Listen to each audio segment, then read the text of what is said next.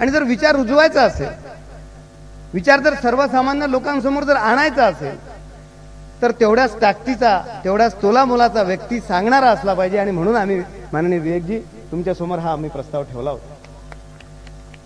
आणि अतिशय व्यस्त कार्यक्रमातून विवेकजीने आम्हाला या ठिकाणी 3 दिवस दिले आहेत.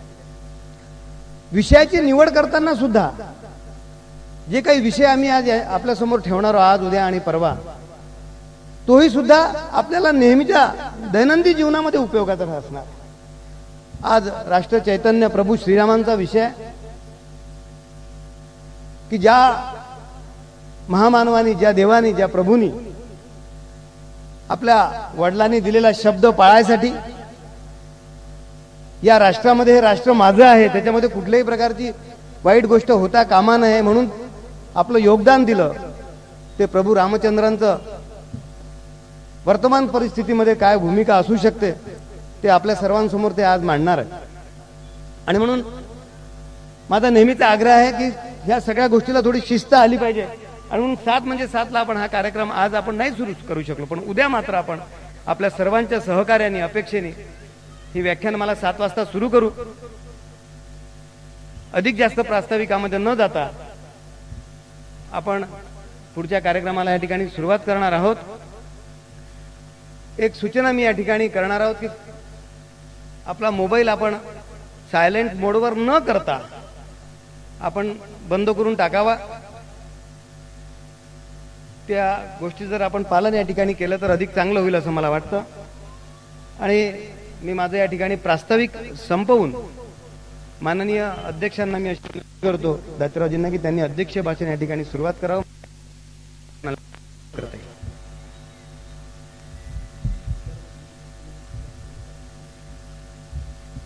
सर्व उपस्थित या ठिकाणी साईबाबा ट्रस्टतर्फे सर्वप्रथम मी स्वागत करतो. फार सुंदर योगायोग तुषार भारतींनी या ठिकाणी आणलेला आहे. विशेष धन्यवाद व्यक्त करायला पाहिजे. परिसराचं आणि आमच्या साईरत्न भाग्य आहे की इतके विद्वान वक्ते या ठिकाणी आपल्या समोर श्रीरामाच्या बाबतीत, आपण श्रीरामांना खूप वेगवेगळ्या पैलूंनी पाहिलेलं आहे, पण अशा विद्वानांकडून आपल्याला फार वेगळी माहिती जी आपल्या कधी वाचनातही नसेल आली किंवा ऐकनातही नसेल आली, तर अशा काही बऱ्याचशा गोष्टी श्रीरामांच्या आपणास आजच्या या कार्यक्रमाच्या निमित्ताने कळतील. उगीच वेळ न घेता मी पुनश्च आभार व्यक्त करतो व मुख्य वक्ते यांना प्रमुख कार्यक्रमात सुरुवात करावी अशी विनंती करतो.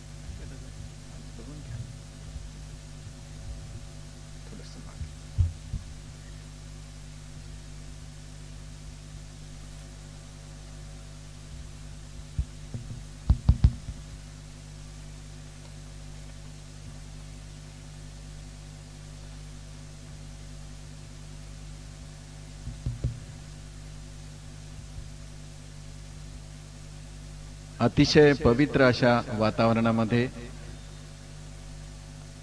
अतिशय प्रसन्न अशा परिसरात आजपासून सुरू होत असलेल्या अमृत मंथन व्याख्यानमालेच्या अध्यक्ष आणि साई मंदिर विश्वस्त न्यासाचे सचिव माननीय शरद भाऊ, महापालिकेतील नेता विपक्ष माननीय वानखेडेजी, या प्रभागाचे पार्षद आणि माझे मित्र माननीय तुषार भारतीय, या सगळ्या कार्यक्रमाच्या आयोजनाच्या पाठीशी असणारे सर्व कार्यकर्ते, खरं तर प्रत्येकाचा नामोल्लेख केला पाहिजे आणि या उपक्रमाला मनापासून प्रतिसाद देण्यासाठी उपस्थित असणारे या नगरीतील आपण सगळे श्रोते बंधू भगिनी, माता पिता, पत्रकार मित्र, अमृत मंथन व्याख्यानमालेचा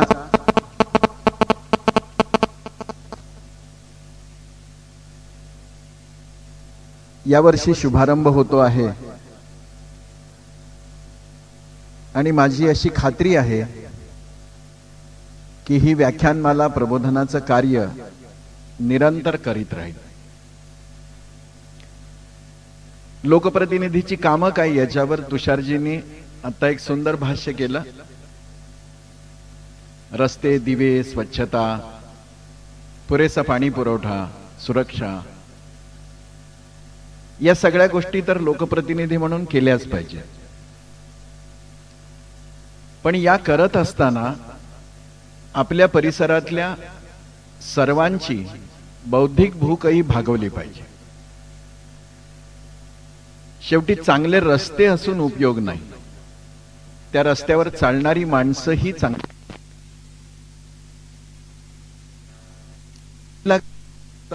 असं नाही. तथागत भगवान बुद्धांनी म्हटल्याप्रमाणे अत्तदीप भव, आत्मदीपाला सुद्धा प्रज्वलित केलं पाहिजे. सुरक्षा केवळ प्रहरी उभे करून कधी आपल्याला पूर्णपणाने मिळवता येत नाही, त्यासाठी दक्षतेची आवश्यकता असते. या आणि अशा सगळ्या व्यापक पैलूंनी एखादा नगरसेवक आपल्या प्रभागाचा विकास करण्याचा जेव्हा प्रयत्न करतो, त्यावेळेला हे लक्षात यायला लागतं की तो प्रभाग, त्या प्रभागातले सगळे नागरिक आणि त्या प्रभागाचं प्रतिनिधित्व करणारं नेतृत्व एका योग्य दिशेनं निघालेलं आहे. इकडे अमृत मंथन होणार आहे. दोन्ही अर्थाने या शब्दाचा विचार करता येऊ शकतो. हे अशा पद्धतीचं मंथन की त्यातून अमृत. सध्या समाजामध्ये अनेक व्यासपीठांवरती मंथन होतं, पण अमृत निघतंच याची खात्री देता येत नाही. त्याच्यामध्ये हलाहल पण निघतं आणि मदिरा पण निघते. पण त्याचाही चिंतित होऊन विचार करण्याची आवश्यकता नाही, कारण का समुद्र मंथनाचा तो अपरिहार्य भाग आहे. कोणतीही खळबळ सुरू झाली, कोणतंही मंथन सुरू झालं, कसलंही अभिसरण सुरू झालं की पहिल्यांदा हलाहलच बाहेर येतं. राजकीय निवडणुका हा या मंथनाचा पहिला टप्पा असतो, त्यामुळे एकमेकांच्या विषयी काही बरं वाईट बोललं जाणं हे पण या प्रक्रियेमध्ये आवश्यक आहे. असं नाही की आलोचना होऊच नाही, पण अशा पद्धतीचा हलाहल निर्माण झाल्यानंतर ते प्राशन करून अमृताची प्रतीक्षा करणं हे चांगल्या माणसाचं लक्षण आहे. यावर्षी सुरू होते ही प्रक्रिया, निरंतर चालेल, प्रदीर्घ काळ चालेल आणि आपल्या सगळ्यांच्या सहकार्याने ती खरोखर चिरंजीव होईल. यावर्षीची तीनही व्याख्यानं ज्या एका हेतूने आयोजित केली गेलेली आहेत, त्यातला हेतू विषयांकडे बघितलं की आपल्याला चटकन लक्षात येतो. पहिल्या दिवशी आपल्याला विचार करायचा आहे राष्ट्र चैतन्य श्रीराम यांच्या व्यक्तिमत्वाचा. कालोघामध्ये सुद्धा पहिला अवतार श्रीरामांचाच आहे आणि मग भगवान श्रीकृष्णांचा आहे. दुसऱ्या दिवशीचा विचार आहे जनसंघटक भगवान श्रीकृष्ण. आणि तिसऱ्या दिवशी सुखी जीवनाचा मूलमंत्र आपण काय असू शकतो याचा विचार करणार आहोत. विषय स्पष्ट आहे, क्रम स्पष्ट आहे, हेतू पण स्पष्ट आहे. सगळीकडे जे सध्याचं वातावरण आहे जगभर,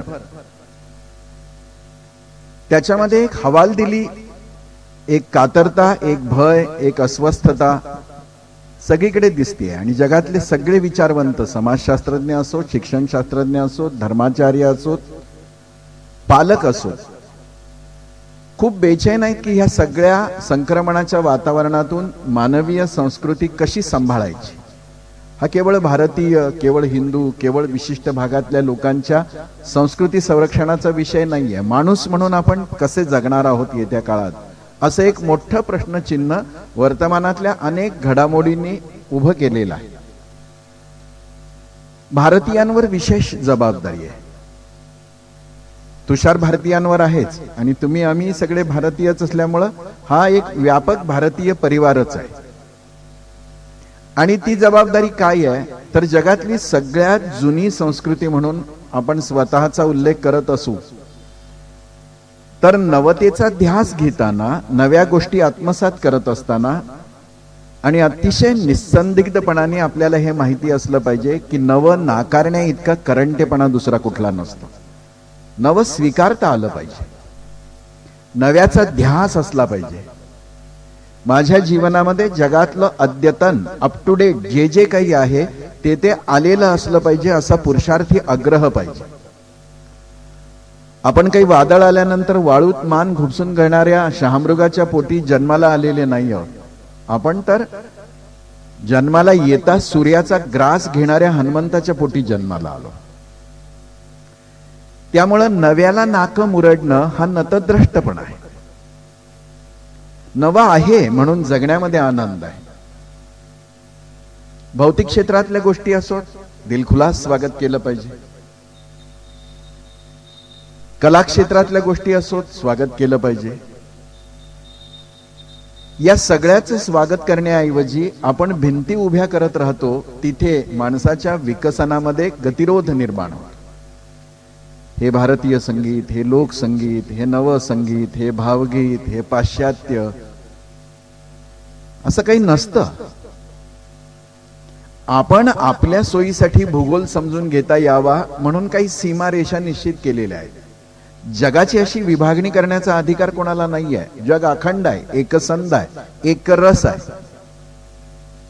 त्यामुळे पाश्चात्यांकडचं जे काही चांगलं आहे तेही माझ्या जीवनाला उपयुक्त असेल तर मी निसंकोचपणे ते स्वीकारलं पाहिजे.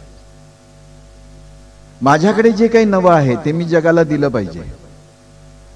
आणि म्हणून पहिली गोष्ट आपल्या मनावरती ही बिंबित झाली पाहिजे की नव्याविषयीची नफरत ही माणसाचा एक नकारात्मक स्वभाव निर्माण करते. मोकळेपणाने नवं स्वीकारू आपण. जीवनशैली आहे, आहार शैली आहे, विहार शैली आहे, भाषा शैली आहे. पण हे नवं घेत असताना ते तेव्हाच आपल्या जीवनाला अनुकूल ठरू शकतं जेव्हा काळाच्या कसोटीवर टिकलेल्या जुनेपणाची बैठक आणि तिच्याशी आपलं असलेलं नातं आपण कायम ठेवलेलं आहे. आणि म्हणून आपल्यावर एक जबाबदारी आहे की 5000 वर्ष, त्याहून अधिक वर्ष जर ही संस्कृती अक्षुण्णपणाने टिकलेली आहे तर नवतेचा स्वीकार करत असताना जुन्यातलं जे मांगलिक आहे, जे चांगलं आहे, जे जनहितकारक आहे, जे जगाच्या कल्याणाचं आहे ते मी पकडून ठेवेन आणि ते जगाला देईन, अशी पण एक भावना असली पाहिजे. या सगळ्या पार्श्वभूमीवरती आपल्याला अशा एका व्यक्तित्वाकडे बघायचं आहे की जे कालातीत, त्याला कधी काळ हरवू शकलेला नाहीये, असं व्यक्तित्व आहे की ज्यातून आपल्याला म्हणजे प्रत्येक जीवाला, तो भारतीय आहे की अभारतीय आहे, तो अमुक भूखंडातला आहे की तमुक भूभागातला आहे, जे शाश्वत, ऋत, सत्य, वैश्विक असतं ना ते असं कुठल्या भिंतीमध्ये घालून ठेवता येत नाही. आणि त्यामुळे श्रीरामचंद्रांचं समग्र आयुष्य हे वर्तमानातल्या भयभीत करणाऱ्या समस्यांना उत्तर देऊ शकतं का? वैश्विक पातळीवर एक, आणि दोन, वर्तमान भारतीय राष्ट्र निर्मितीच्या प्रक्रियेमध्ये श्रीरामांचं चरित्र आम्हाला किती सहाय्यभूत होऊ शकतं. श्रीरामचंद्रांची पहिली ऐतिहासिक कथा वाल्मिकीने लिहिली. वाल्मिकींचं रामायण जे आहे तो कोरा इतिहास आहे, लख्ख इतिहास आहे. आणि वाल्मिकींची प्रज्ञा विशेषता अशी, प्रतिभा तर अलौकिक आहेच, पण वाल्मिकींना इतिहास सांगायचा असल्यामुळं फापट पसाऱ्याकडे ते जात नाही, उगी पाल्हाळ लावत नाही. कथा भागाला प्रभावी करण्यासाठी अनावश्यक असणाऱ्या एकाही वाक्याचा उल्लेख वाल्मिकी रामायणामध्ये नाही. वाल्मिकी रामायण हे इतिहास, आणि तो इतिहास अतिशय स्पष्टपणाने वाल्मिकीने यासाठी लिहिला की त्यातून राष्ट्रीय चेतना प्रस्फुटित झाली पाहिजे. दुसरा कोणताही भोळेपणाचा, भाबडेपणाचा, भावुकतेचा आणि मग हळूहळू त्याला जोडून येणाऱ्या भंपकपणाचा भाव त्या सगळ्या कथेमध्ये नाही. वाल्मिकींची ही कथा शतकानुशतक, सहस्त्रकामागे सहस्त्रक भारतीय समाज जीवनाला पथदर्शन करती झाली. आणि मग एक लोकविलक्षण अनुभव भारतीय जनमानसाने घेतला की ज्या ज्या वेळी या राष्ट्रावरती कोणतीही आपत्ती येते, परकीयांचं आक्रमण येतं, सांस्कृतिक आतंक होतो, त्या त्यावेळी भारतीय माणसाचं मनोबल कोणी धरून ठेवलं तर रामकथेने ठेवलं. आणि म्हणून एक विलक्षण अनुभव हजारो वर्ष आपण घेत आलेलो आहोत की प्रत्येक कालखंडामध्ये त्या त्या काळातल्या संतांनी, त्या त्या काळातल्या विचारवंतांनी, त्या त्या काळातल्या प्रतिभावंतांनी एक चरित्र मोकळेपणाने गायलेलं दिसतं आपल्याला, आणि ती आहे रामकथा. सर्व भारतीय भाषांमध्ये एकापेक्षा अनेक रामकथा आपल्याला उपलब्ध होतात. विलक्षण, विलोभनीय, रमणीय, प्रेरक, आदर्श देणाऱ्या अशा या रसाळ रामकथांनी भारतीय वाङ्मयाचा हा सगळा कोश भरून गेलेला आहे, अक्षरशः काठोकाठ भरून गेलेला आहे. 120 रामायण उपलब्ध आहेत सध्या, वेगवेगळ्या काळामध्ये निर्माण झालेली. अगदी मराठी पुरतं बोलायचं झालं तरी एकनाथ महाराजांच्या सारख्याने भावार्थ रामायण लिहिलंच, मोरोपंतांनी रामकथा लिहिलीच, समर्थ रामदासांनी रामायणावरती चर्चा केली. अगदी अलीकडच्या काळामध्ये आपण ज्यांना महाकवी वाल्मिकीचा दर्जा देतो मराठीतले, ते गदी माडगुळकर आहेत, त्यांनी रामायण लिहिलंच. मराठी पुरता विचार केला तर कितीतरी रामायण आपल्या हातामध्ये आहेत की जी आपल्याला निरंतर प्रेरणा देत आहे. दक्षिण भारतामध्ये अशीच रामायण आहेत. उत्तर भारतामध्ये रामचरित मानसासारखं 500 वर्षाहून अधिक समाजाच्या मनावरती अधिराज्य गाजवत असलेलं रामायण आहे, रामकथा आहे. या सगळ्या रामकथांनी त्या त्या वेळेला समाजाचं अंतर्बल जे आहे ते संघटित केलंय, सशक्त केलेलं आहे, आणि समर्थपणाने त्या त्या काळातल्या समस्यांना त्यांनी उत्तरं पण दिली आहेत. ही सगळी रामायण छान आहे, ही सगळी रामायण आनंददायी आहेत. एक अद्भुत रामायण पण आहे, एक अध्यात्म रामायण पण आहे, एक तंबाखू रामायण पण आहे मध्य प्रदेशामध्ये. म्हणजे तंबाखू चोळून चिमट मित्राच्या हातात देता देता जेवढा काळ लागतो तेवढ्या काळामध्ये सगळी रामकथा सांगितली जाते. चतुश्लोकी भागवत आहे, तसं एक श्लोकी रामायण सुद्धा आहे. रामायणावर चित्रपट निघाली, नाटकं निघाली, आणि केवळ हिंदुस्थानच्या सीमेमध्ये ते राहिले नाहीत तर जगभर ही रामकथा गेली. आपण ज्यांना इस्लामी देश म्हणतो त्या इस्लामी देशामध्ये रामकथेचा प्रभाव आहे हे आपल्याला दिसतं. देवधर्म न मानणाऱ्या कम्युनिस्टांच्या रशियामध्ये, जुन्या सोव्हिएत युनियनमध्ये रामकथेचा अभ्यास झालेला आपल्याला दिसतं. युरोपीय देशांमध्ये सुद्धा रामाच्या व्यक्तिमत्वाचं आकर्षण आहे हे दिसतं. इतकी विपुल अंगाने जी रामकथा आपल्या जीवनामध्ये आली, तिने त्या त्यावेळी खूप मोठं काम केलेलंच आहे.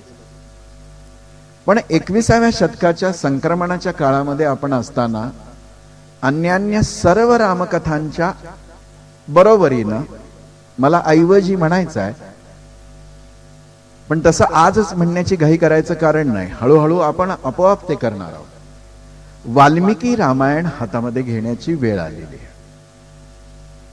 आणि वाल्मिकी रामायण घेण्यापाठीमागचा स्पष्ट हेतू काय आहे, तर वाल्मिकीने कोणत्या कारणाने ही रामकथा, हा इतिहास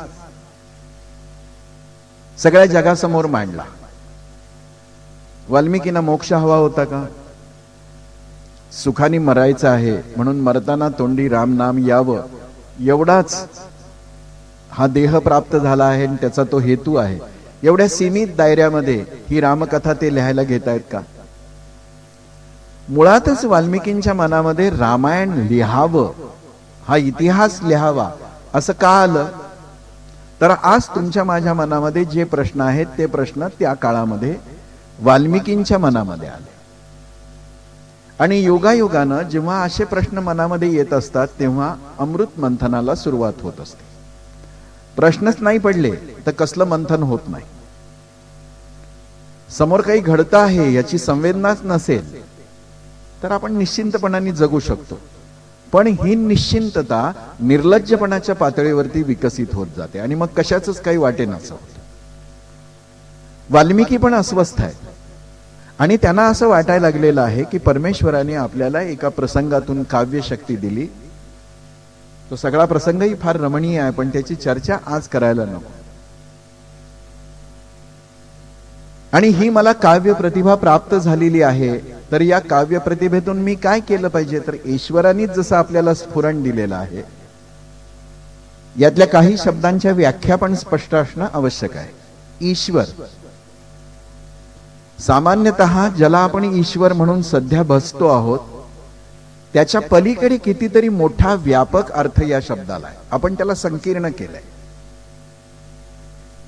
ही एक शेवटी मानवी जीवनातली सहज शोकांतिका आहे. आपल्या डोळ्यात मावेल एवढंच आकाश आपण पाहायला लागतो, पण आकाश तेवढं नसतं. ईश्वर म्हणजे या संपूर्ण सृष्टीच्या पाठीमागे असणारी एक ऊर्जा आहे. कलरलेस, फॉर्मलेस, ओडरलेस, निर्गुण, निराकार. तिला कुठल्या आकारामध्ये आपल्याला तसं सहजासहजी समावता येत नाही, पण आपल्याला कळावं म्हणून आपण त्याला भिन्न भिन्न आकार दिलेले आहेत, नावं पण दिलेली आहेत. वाल्मिकी मात्र त्या मूळ ऋताच्या प्रेरणेतून स्वतःला काही प्रश्न विचारतायत की वर्तमानातल्या ज्या समस्या निर्माण झालेल्या आहेत आर्यावर्तामध्ये, आणि अशा समस्या वारंवार निर्माण होत असतात कालोघामध्ये. आज काही जण उगाचच भयभीत झालेली आहेत की कसं होणार आहे जगाचं चांगलंच होणार आहे. जग नेहमी चांगलं होण्याच्या दिशेनेच जात असतं, पण चांगल्याच्या मुक्कामाला जात असताना रस्त्यामध्ये खड्डे खुड्डे असणार आहेत, काटेकंकर असणार आहेत, घाण असणार आहे, चिखल असणार आहे.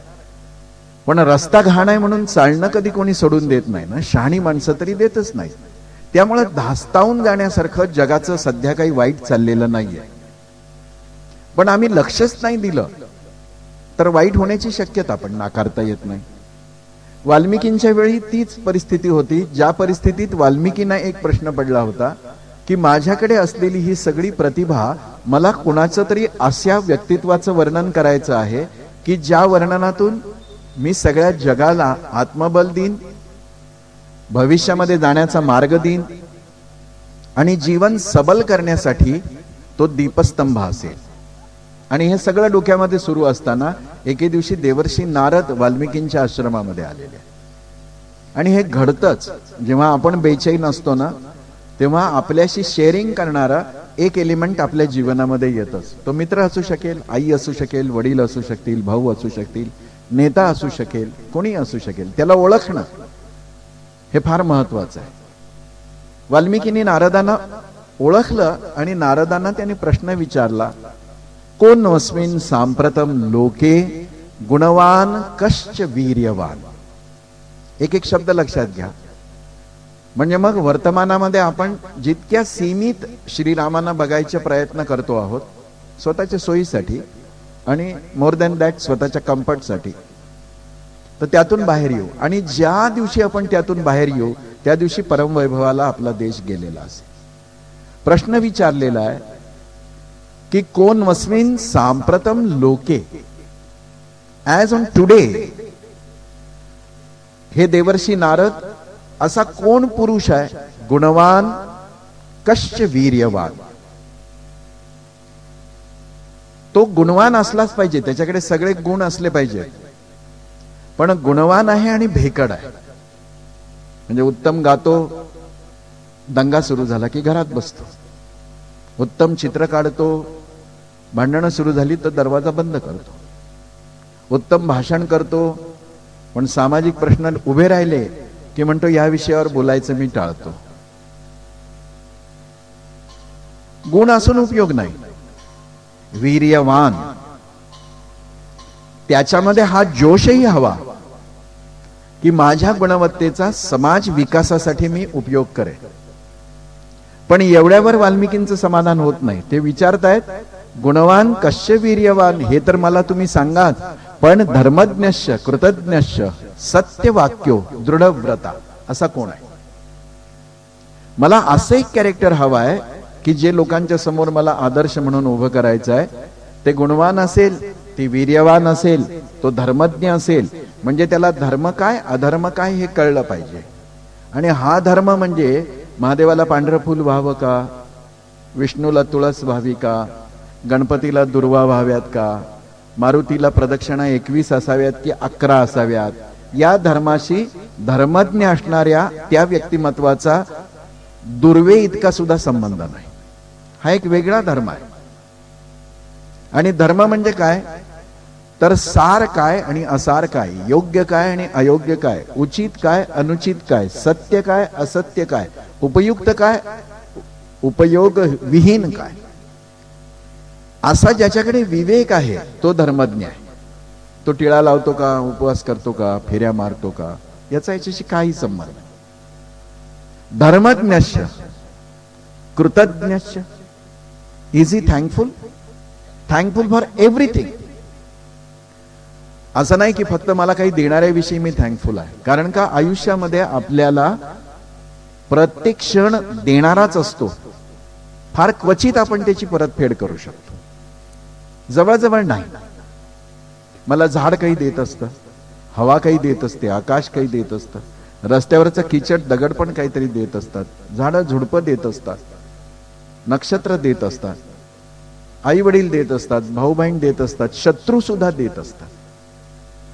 या सगळ्याविषयी माझ्या मनामध्ये कृतज्ञता आहे का. म्हणजे बघा, गुणवान आहे, वीर्यवान आहे, धर्मज्ञ आहे आणि थँकफुल आहे, फार क्वचित आहे. जो इतके सगळ्या गुणवत्तेने ओतप्रोत असतो ना, हळूहळू त्याला असं वाटायला लागतं की मी जगाला द्यायसाठी जन्माला आलोय, आता जगाकडून मला काही नको आहे.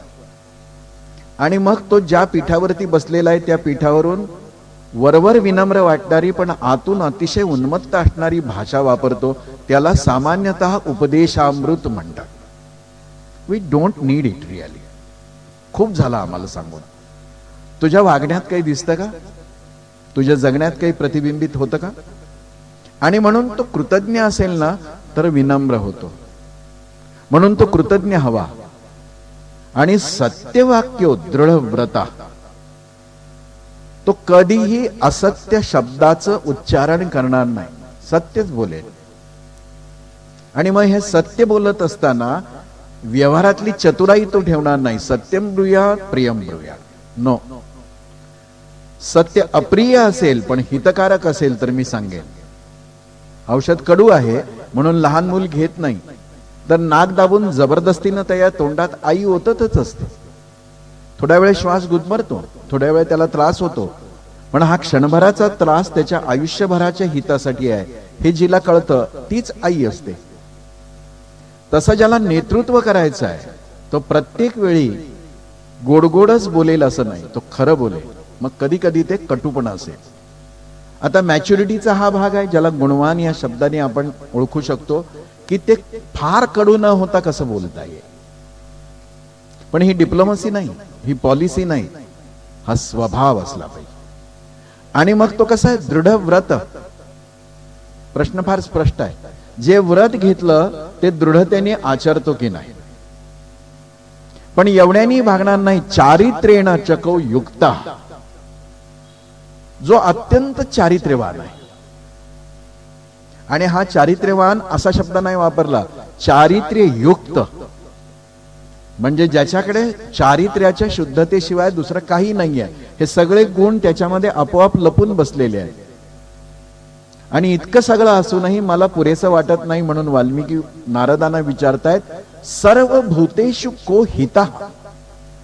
त्याच्या वागण्यामध्ये माझ्या जवळचं, माझे संबंधातले, ओळखीचे यांचं हित नाही. सर्व भूतेषु को हिता, जो माझ्या संपर्कात येईल त्याचं मी हितच चाहिए. मी त्याचा अहिताचा विचार स्वप्नात सुद्धा करणार नाही. आणि एवढं सगळं असून तो विद्वान क समर्थश्च, तो विद्वान कोण आहे? आणि नुसता विद्वान आहे असं नाही, तर तो समर्थ कोण आहे? एवढ्यानी समाधान होत नाही वाल्मिकींचं. कश्चैक प्रिय दर्शन, तो दिसायला अतिशय सुंदर आहे, देखणा आहे.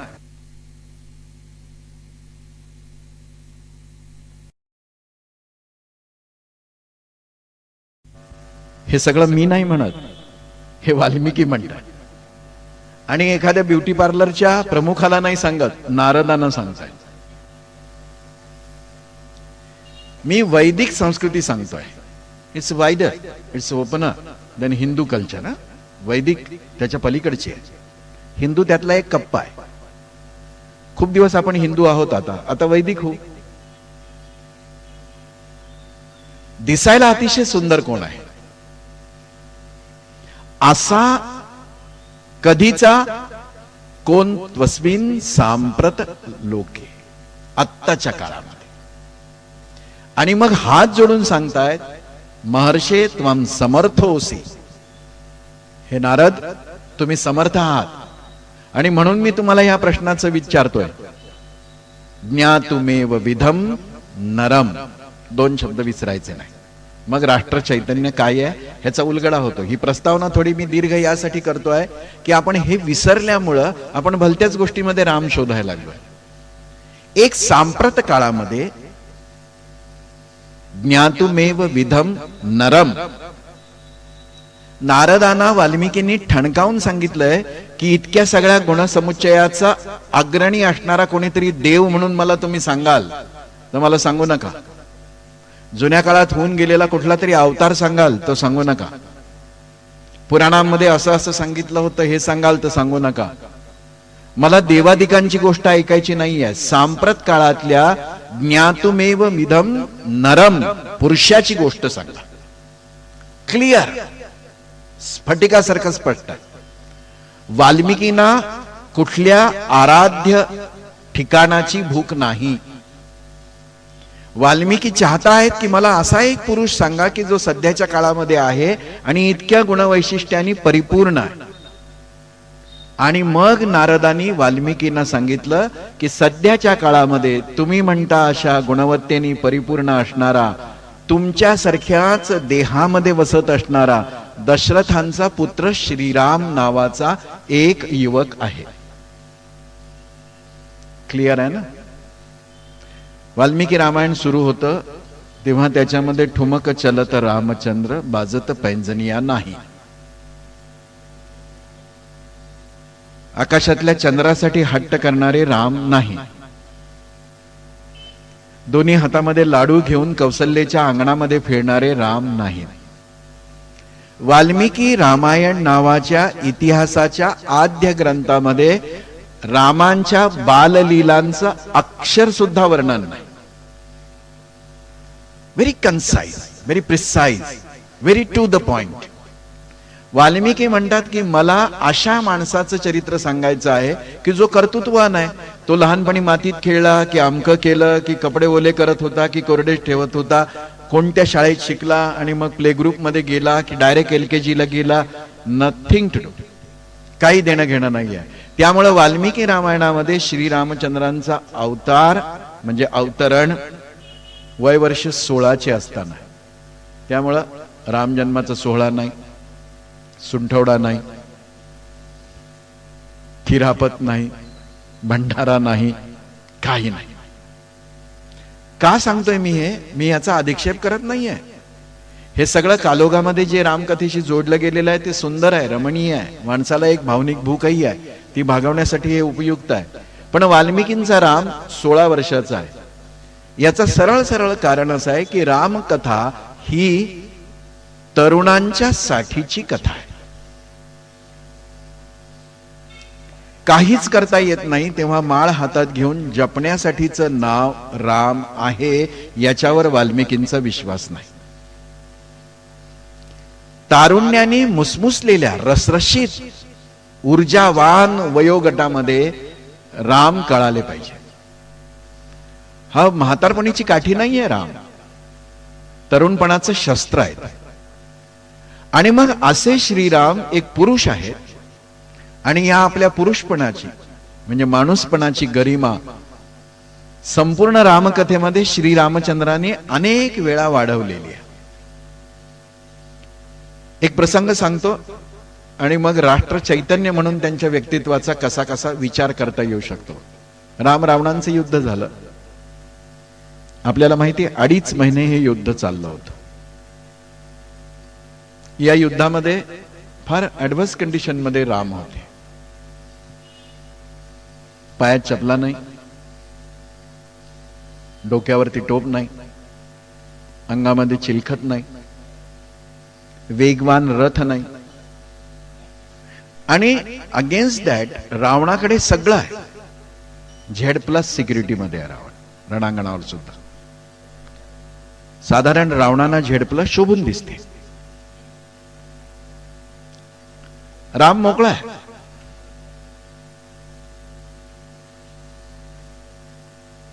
आता इतक्या विपरीत परिस्थितीमध्ये युद्ध होणार तर हे युद्ध किती अटीतटीनं श्रीरामांना लढावं लागलं असेल. नीट लक्षात घ्या, रावणाने बहुतेक सगळ्या देवांना बंदिवासात टाकलं होतं. गणेशाला गुरं राखायला ठेवलं होतं, शंकरांना कपडे धुवायला लावले होते, पवनाला झाडलोट करायला लावलं होतं. सगळे देव रावणाने बंदिवासात टाकले होते. आणि प्रायमा फेशी असं दिसतं आपल्याला की या देवांच्या मुक्ततेसाठी श्रीरामाने रावणाबरोबर युद्ध केलंय. Which is not true. 100% सत्य नाही. कित्येक जणांना असंही वाटतं की जानकी मातेच्या अपहरणाचा बदला घेण्यासाठी श्रीरामचंद्रांनी रावणाबरोबर युद्ध केलं.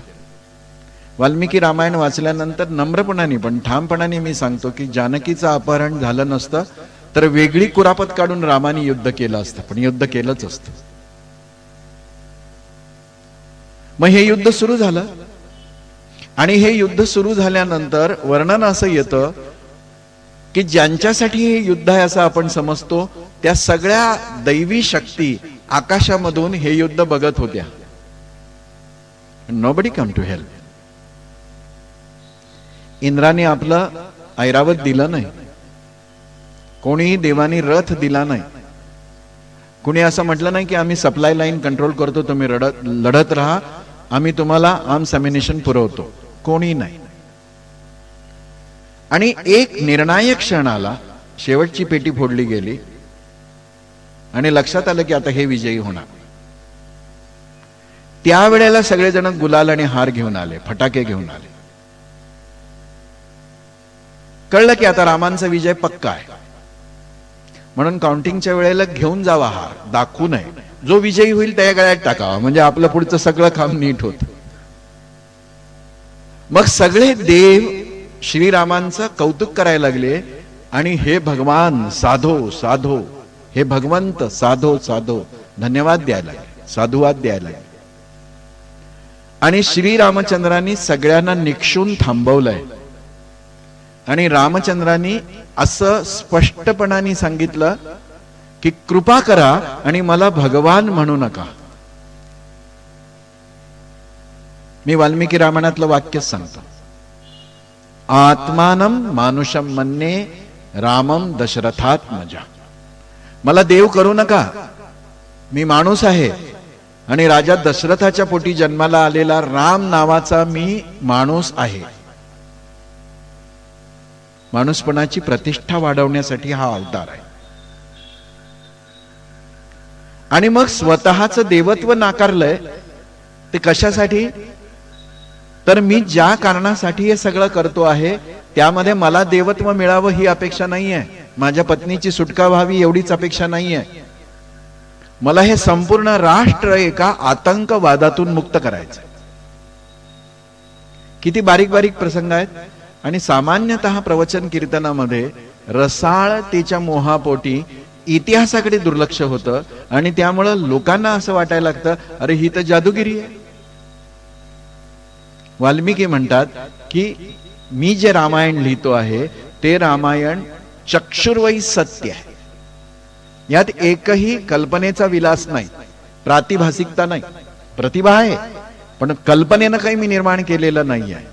एक सुंदर प्रसंग येतो जेव्हा अयोध्येमध्ये श्रीराम सिंहासनारूढ होतात तेव्हा महर्षी अष्टावक्र त्यांच्याकडे येत आहेत. आणि अष्टावक्र आणि श्रीरामचंद्रांचं राज्यारोहणोत्तर जी संवाद आहे, चर्चा आहे, ती खरं म्हणजे काय व्हायला पाहिजे होती? सीताबाई ठीक आहेत ना, आनंदात आहेत ना, त्यांना तिकडे काही त्रास नाही ना झाला, 14 वर्ष तुम्हाला काही हाल अपेष्टा? अष्टावक्रांनी हे काही विचारलेलं नाहीये. ते असं म्हणतात श्रीरामा मी तुझ्याकडे आलेलो आहे ते राज्यशास्त्रावर चर्चा करायसाठी आलेलो आहे, मरणोत्तर मिळणाऱ्या मोक्ष मुक्तीवर चर्चा करायला आलेलो नाही. मी I want to discuss political science with you because you are king of the country. आणि मग तुला हे कळलं पाहिजे की राज्यशास्त्र काय आहे. आणि म्हणून राजा प्रकृती रंजनात हे सूत्र घेऊन अष्टावक्रांनी संपूर्ण पॉलिटिकल सायन्स सांगितले. या सगळ्या सूत्रांचा अर्थ काय होतो? तर श्रीरामचंद्रांच्या डोळ्यासमोर स्पष्ट चित्र आहे की मी कशासाठी आहे. मला हे राष्ट्र ऊर्जा संपन्न करायचं आहे, विजिगीषू करायचं आहे. आणि म्हणून या राष्ट्रावरती होत असणारी आक्रमणं कोणती आहेत ती मला आयडेंटिफाय करायची आहेत आणि ती दूर करायची आहेत. आणि ती दूर करण्यासाठी निमित्त नाही मिळालं तर निमित्त शोधून काढेल. क्षत्रिय आहेत, राजे आहेत, राजकारणी आहेत, डावपेच सगळे त्यांना कळत आहेत. आणि अशा सगळ्या डावपेचांमध्ये जेव्हा अष्टावक्र ही संकल्पना स्पष्ट करून सांगतात तेव्हा श्रीरामचंद्रांनी दिलेलं उत्तरही लक्षात घेतलं की त्यांच्या आयुष्याचा गोल त्यांनी किती परफेक्ट सेट केला हे कळतं. काय बोलतायत ते? स्नेहम दयाच सौख्यमच. अष्टावक्रांशी बोलतायत स्नेहम दयाच सौख्यमच यदि वा जानकीमपि. हे महर्षी मी माझ्या आयुष्यामधलं स्नेह सोडून देईन, दयाबुद्धी सोडून देईन, सौख्य सोडून देईन. वेळ आली तर माझी प्राणप्रिय पत्नी जानकीचा सुद्धा मी त्याग करेन. पण मी कशाचा त्याग करणार नाही? आराधनाय लोकानाम. मी लोकांची आराधना, जनतेची सेवा, राष्ट्राची सेवा करणं कधीही सोडणार नाही. मुंचतो नास्ति मे व्यथा. आणि मी नुसतं सोडणार नाही असं नाही, मुंचतो नास्ति मे व्यथा. स्नेह, दया, सौख्य, जानकी, लोकांच्यासाठी या सगळ्यांचं सोडून देत असताना मला थोडं सुद्धा दुःख होणार नाही असं म्हणतात. It's a role of a king. आणि मग असे श्रीराम जेव्हा सामर्थ्यानिशी हा सगळा राज्यकारभार सांभाळायला सुरुवात करता आहेत तेव्हा त्यांच्या मनातले व्यक्तिगत भावना त्याचं काय? यात किंचित सुद्धा राष्ट्रहिताच्या आड त्या येऊ दिलेल्या नाही. राज्याभिषेकानंतर चर्चा करायला लागली की असा कसा राजा परक्या घरी इतके दिवस राहिलेल्या आपल्या बायकोला त्यांनी स्वीकारून टाकलं. परटाची कथा वाल्मिकी रामायणात नाही. एका परटानीच जर असं कुठे बोलणं केलं असतं तर त्या परटाची दोही पछाड कशी करायची हे रामानं कळू शकतं. पौरा हा वदंती. लोक चौका चौकामध्ये ह्या गोष्टीची चर्चा करत होते.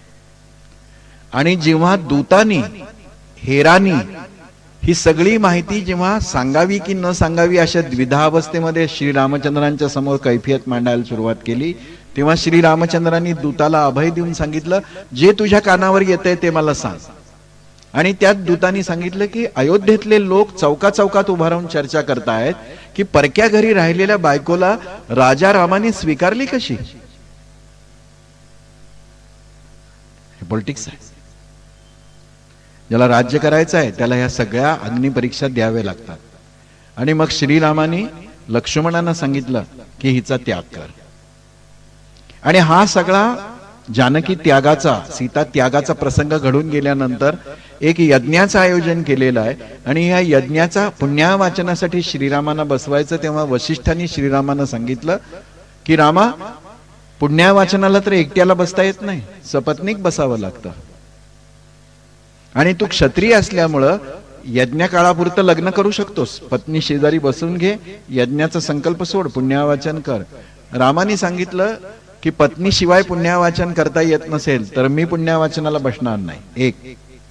आणि दोन, मी बसलो नाही म्हणून यज्ञ होणार नसेल तर यज्ञ रद्द करून टाका. मग वसिष्ठांनी एक युक्ती केली. ते असं म्हणाले की ठीक आहे, कुठल्या स्त्री बरोबर तू बसणार नशील रामा, तर आपण इथे एक स्त्रीची मूर्ती ठेवू. राम म्हणाले की ते ठीक आहे, पण माझी अट आहे, त्या मूर्तीमधला केस सुद्धा सीतामाईपेक्षा वेगळा दिसणारा असेल तर ती माझ्यासाठी परस्त्री आहे.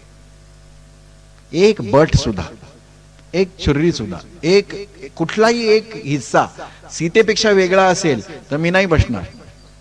आणि मग रामाने खुलासा केलेला आहे की गुरुदेव, राजा रामानी राणी सीतेचा त्याग केलेला आहे, पती रामानी पत्नी सीतेचा त्याग केलेला नाहीये. ती माझ्या अंतःकरणात जशीच्या तशी आहे. पण लोकाराधना करायची असेल, लोकांचं रंजन करायचं असेल, म्हणजे लोकांचा विचार करायचा असेल तर माझ्या पॉलिटिकल फील्ड मध्ये काय प्रॉब्लेम आहे. माझी बायको दुसऱ्याकडे राहिली होती, राणी म्हणून तिला मी सोडून देतो, पत्नी म्हणून मी तिचा त्याग केला नाही. आणि वाल्मिकींनी स्पष्ट शब्दामध्ये लिहिलंय, या सीता त्यागाच्या प्रसंगानंतर रामावतार परिपूर्ण होईपर्यंत एकदाही निर्विष निर्भेळ हास्य श्रीरामांच्या तोंडावरती आलेलं नाही. त्यामुळं वर्तमानातल्या वाह्यात लेखकांनी श्रीरामांनी सीतेचा त्याग करून महिला जातीवर किती अन्याय केलाय वगैरे करून गळा काढण्याची गरज नाही. जर राम कळत असतील तर राम काय आहेत हे समजून घेतलं पाहिजे. आणि त्यासाठी आपल्याला तिकडे जावं लागेल जे वाल्मिकींनी लिहून ठेवलेलं आहे. परिटाची कथा आली कुठे? मधल्या काळामध्ये लोकांपर्यंत विषय हळुवार करून पोचवायचा तर लोकांच्या अभिरुचीनुसार, लोकांच्या वैचारिक धारणेनुसार काही सुंदर सुंदर कथा पेराव्या लागतात. त्यात ती कथा आली. आणि ही कथा खरी वाटावी म्हणून काही लोकांनी असंही सांगितलं की हा परीट म्हणे असं का बोलला, तर कृष्णावतारामध्ये पुढे तो जो येतो आहे परीट, तो आणि हा परीट एक आहे. म्हणजे मथुरेमध्ये कृष्ण गेले आणि तो कंसाचे कपडे घेऊन येत होता, त्या बिचाऱ्याला कृष्णाने एकदम का पटकवलं, तर पहिल्या जन्मामध्ये तो माझ्या बायको विरुद्ध बोलला होता म्हणून पटकवलं. तर असं एकदम कशाच कशाला जोडून कथा रंगवायचा प्रयत्न करू नये. पण कधी कधी ते अपरिहार्य होतं. विशेषतः परकीय राजसत्तेच्या दडपणाखाली असताना एक मन गुलामगिरीची छटा घेऊन जगत असतं. त्यात अशा काही कथा, दंतकथा, लोककथा प्रसृत होत असतात. श्रीरामांच्या जीवनामध्ये स्पष्ट आहे की राष्ट्र आणि राजकारण, मला हे राष्ट्र मोठं करायचं. आणि ह्याची सुरुवात होते वयाचे 16 वर्षे. प्रसंग आहे विश्वामित्रांचा दशरथाच्या दरबारामध्ये झालेला आगमन. हा प्रसंगच मोठा इतका छान आहे की विश्वामित्र एका यज्ञाचं आयोजन करतायत आणि हा यज्ञ असुर पूर्ण होऊ देत नाहीये. आणि म्हणून या यज्ञाच्या रक्षणासाठी सहाय्य मागायला ते दशरथाच्या कोर्टामध्ये येत आहेत, दरबारामध्ये येत आहेत. दशरथांना आनंद होतोय. दशरथ थोडे उतावळे आहेत. तुम्ही काय पाहिजे ते मागा, मी देईन वगैरे असं न मागताच बोलून टाकतात. त्याच्यावरही भाष्य केलेलं आहे रामकथांमध्ये की जो राजकारणामध्ये आहे त्याने अंदाज घेऊन आश्वासन द्यावं. पण दशरथ भोळे आहेत, उतावळे आहेत, सरळ आहेत. ते म्हणतात तुम्ही सांगा, प्राण पण द्यायला तयार आहे. याच त्यांच्या स्वभावामुळे कैकेयीच्या प्रसंगातही ते फसलेत बिचारे. मग विश्वामित्रांनी सांगितलं की ज्येष्ठ तुझा पुत्र मला देई दशरथ. मी यज्ञ करतो आहे आणि असुर त्याच्यामध्ये बाधा आणतायत, तर तुझा मोठा मुलगा मला दे, वय वर्ष 16.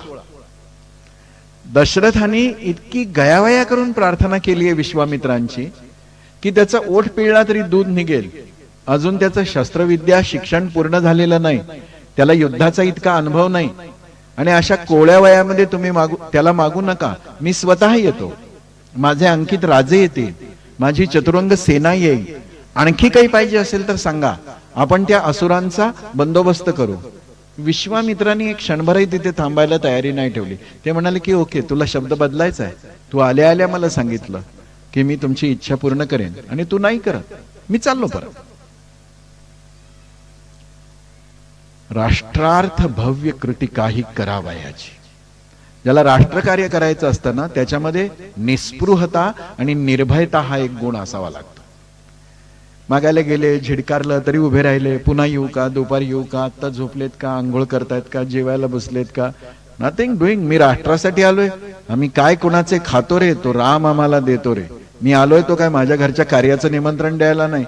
तुम्ही विश्रांती घेत असाल तर उठलं पाहिजे. हा, ही गोष्ट खरी आहे की मी जाताना थोडा विचार करेन. विश्वामित्र परत निघाले. वसिष्ठांनी सांगितलंय की तुम्ही त्यांना असं विनमुख पाठवू नका, श्रीरामांना द्या त्यांच्याबरोबर. विश्वामित्र आणि वसिष्ठ दोन वेगवेगळ्या फॅकल्टी आहेत, दोघांमध्ये काही फार सख्य याच्यातला भाग नाही. एकाच गल्लीत दोघांचे ट्युशन क्लासेस आहेत आणि दोघांमध्ये एक सुप्त स्पर्धा आहे.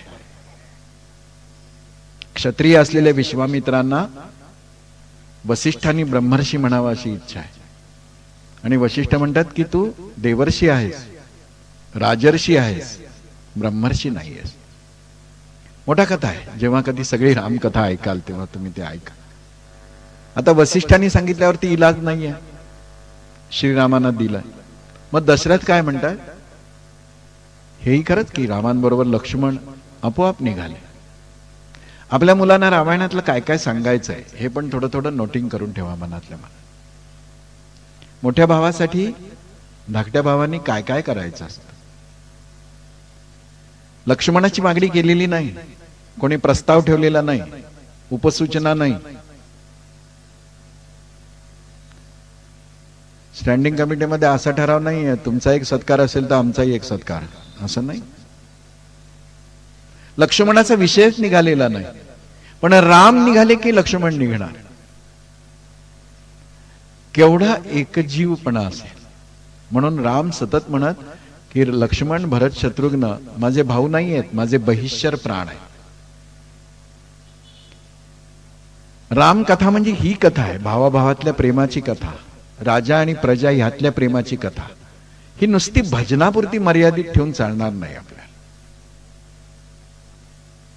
लक्ष्मणही निघाले आणि दशरथाने विनंती केली आहे की शस्त्रसज्ज आणि सुखकारक असा मी एक रथ तुम्हाला देतो आहे, त्यातून तुम्ही जा. विश्वामित्र म्हणाले की मी तुझ्याकडे मागणी केली आहे तुझ्या मोठ्या मुलाची, एक ऍडिशनल प्रॉफिट मला झालेलंच आहे, लक्ष्मण येत आहेत बरोबर, मला रथ नको आहे. सगळ्यांनी विनंती केली आहे की रथ घेऊन जायला काय अडचण आहे, यज्ञाचं रक्षणच करायचं आहे, राम लक्ष्मण येत आहेत, they need little comforts because they are from royal family. Okay, द्या बरं. ह्याच्या काही इंधनाचा खर्च तुम्हाला सरकारी खात्यात टाकायचं नाहीये, त्यामुळे नवीन 2G स्पेक्ट्रम होणार नाहीये, काय काळजी करू नका, घेऊन जाय. विश्वामित्रांनी नाकारलंय, याचं कारण नीट लक्षात घ्या. म्हणजे रामावतार कशासाठी. विश्वामित्र असं म्हणतायत की मी यांना पायी घेऊन जाणार आहे, पाठवायचं असलं पाठव, नाही तर पाठवू नको. आणि पायी घेऊन जाण्या पाठीमागचा हेतू काय, तर श्रीरामांना कम्फर्ट झोन मधून बाहेर काढायचं. ज्याला राष्ट्रकार्य करायचं आहे ना, त्याला कम्फर्ट झोन मध्ये राहून चालत नाही. मी दुपारी विश्रांती घेईन, संध्याकाळी थोड्या वेळ टीव्ही पाहीन, मग उरल्या वेळात समाजकार्य करेन, फुल टाइम विषय आहे. आणि मग कम्फर्ट झोन मध्ये राहणाऱ्याची सवय कशी असते, तर तो संघर्षाला घाबरतो, तो संकटांना घाबरतो, तो अडचणींना घाबरतो. म्हणून जग बघायला जाणं नेहमीच चांगलं आहे, पण जग बघायला जाताना सुद्धा केसरी ट्रॅव्हल्स असेल तर जास्त चांगलं, कारण का घरच्यासारखं जेवण ते देतात. मग जाऊच नाही बाहेर, घरीच जेवत बसावं. रामानं पायी नेलेला आहे आणि पायी नेण्यापाठीमागचा विश्वामित्रांचा उद्देश वसिष्ठांनाही माहिती आहे, कारण का वसिष्ठ विश्वामित्रासह अनेक ऋषीमुनींनी राष्ट्राच्या वर्तमान स्थितीचं चिंतन केलेलं आहे आणि काही भूमिका निश्चित केलेल्या आहेत. काय परिस्थिती होती त्यावेळेला, तर रावण नावाचा एक आतंकवादी लंकेमध्ये लपलेला होता आणि हा आतंकवादी आपल्या घुसखोरांच्या माध्यमातून भारतीय संस्कृतीवर आक्रमण करत होता. रावण काय आहे हे तो ज्ञानी आहे, दशग्रंथी ब्राह्मण होता आणि त्यांनी खूप तप केलं आणि शंकर भगवान त्यांना प्रसन्न होते आणि इतका वाईट वाटत असला तरी तो किती चांगला, कारण का त्यांनी अशोक वनामध्ये सीतामाईंवर अत्याचार करायचा कधीच प्रयत्न केला नाही. हे जे खलनायकाला नायक बनवण्याचं सध्याच्या लेखक कवींचं कारस्थान आहे ना, ते एक तर निर्बुद्धपणाचं लक्षण आहे किंवा ते एक कुठलं तरी खरंच कारस्थान आहे. इतिहास असा आपल्या सोयीने बदलायचा नसतो. त्या कर्णाला एवढं मोठं करायला लागले लोक, एवढं मोठं करायला लागले, असं वाटायला लागलं की अरे अर्जुन बिर्जुन तर चिल्लर पार्टी आहे, कर्णच मोठा आहे आणि महाभारताचा नायक कर्णच आहे. मोठेपण गुणांच्यावरती नुसतं अवलंबून नसतं. Man is known by his company which he keeps. कर्णाचं कॅरेक्टर वगैरे सगळं काय आहे एकदा नीट बारकाय. म्हणून आपण काय करतो, कादंबऱ्या वाचतो. आणि माझी विनंती आपल्याला हात जोडून, कादंबऱ्या लिहिण्याचं स्वातंत्र्य आहे, लिहावं. त्यांनी अंमळ मनोरंजनही होत असेल तर करून घ्यावं, पण चिंतनासाठी कादंबरी हा आधार असू शकत नाही. म्हणून कादंबरी उत्तम असेल, वाचावी, ठेवून द्यावी, तिला 1-2 पुरस्कारही द्यावे. पुरस्कार मिळाल्याबद्दल त्या लेखकाचा सत्कारही करावा वाटला तर करावा, पण त्याही सभेत त्याला हे ठणकावून सांगावं, इतिहास असा नाही आहे. इतिहास काय आहे हे स्पष्टपणाने कळलं पाहिजे. मग निघाले ते घेऊन. या रावणाने सुरू केलेल्या सगळ्या कारवाया काय आहेत ते रामाना कळावं. मग दशरथ आले असते तर काय बिघडलं असतं, अन्य प्रस्थापित राजे आले असते तर काय बिघडलं असतं. पण विश्वामित्रांना हे माहिती आहे की हे सगळे इतके प्रस्थापित आहेत, एस्टॅब्लिश, इतकी सिस्टीम त्यांच्या डोक्यात बसलेली आहे की ते संघर्षासाठी बाहेर पडणं शक्यच नाही. मग ते तडजोडीचं राजकारण करायला लागते. तू थोडं मी थोडं, आपण दोघं मिळून, हे नाही चालणार. मग कोणाला पकडलं पाहिजे, तर ह्या अस्ताला निघालेल्या सगळ्या सिनियर राजे जे लोक आहेत त्यांना बदलणं शक्य आहे का, नाही शक्य. कारण का आता ते कंडिशन होऊन गेले, आता पक्क झालं, त्यांना सवय लागली आहे. टाळी वाजवली की दास येणार, दूध लाव म्हणलं की दूध येणार. पूरग्रस्त भागाची पाहणी सुद्धा हेलिकॉप्टर म्हणणं वगैरे असं म्हणजे सवय लागली. आता ते काही जनतेत उतरणं शक्य नाही. म्हणजे दुष्काळग्रस्त भागाचा दौरा करणाऱ्या लोकांचं मी जवळून चित्र पाहिलं तेव्हा मला असं वाटलं की ही लोकशाही आहे की लोकशाहीची विडंबना. आमच्या बाबासाहेब आंबेडकरांना इतका त्रास होत असेल की ह्या लोकांच्या हातात आपण संविधान दिलं की जे रेस्ट हाऊस मध्ये बसून चांगलं चुंगलं खातात आणि मग दुष्काळग्रस्त लोकांमध्ये जाऊन अश्रू ढाळतात.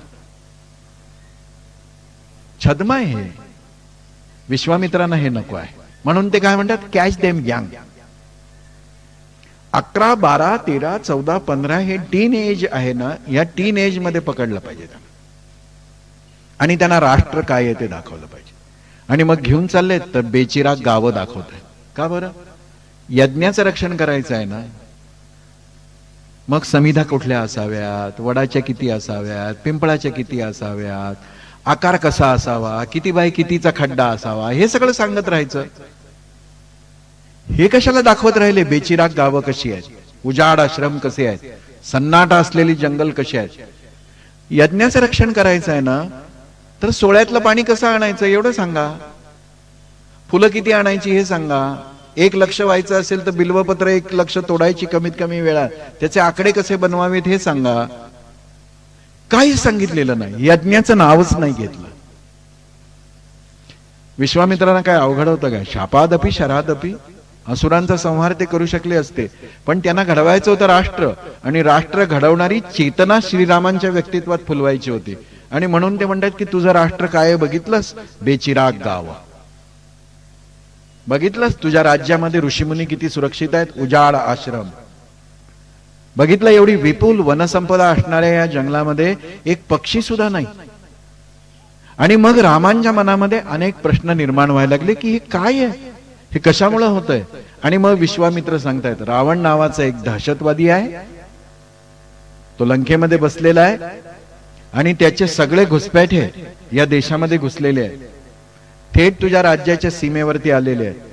दक्षिण हिंदुस्थानामध्ये त्यांनी पाळंमुळं पसरलेली आहेत.